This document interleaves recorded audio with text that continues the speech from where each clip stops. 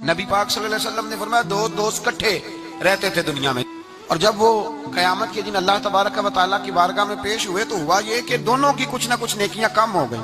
اب دونوں کو نہیں پتا، علیحدہ علیحدہ کہ دونوں کے ساتھ ایک جیسا معاملہ ہو گیا، اس کا حساب وہاں ہوا، اس کا وہاں ہوا۔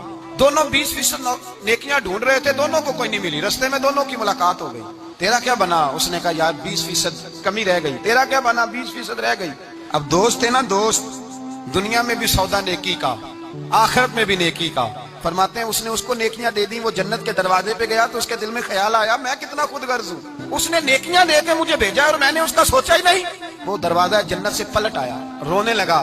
عرش کا مالک جو سارا کچھ جانتا ہے فرشتوں سے پوچھتا ہے اسے پوچھو کیا بات ہے؟ اس نے کہا مولا مہربانی کر، میں دنیا میں بھی اس کے ساتھ رہا ہوں، اگر جنت میں بھی ہمیں اکٹھا فرما دے، تیری شان رحمت میں کمی نہیں آئے گی۔ میرے مصطفیٰ کریم فرماتے ہیں اس دوست کی برکت سے اللہ دوسرے کو بھی جنت عطا فرما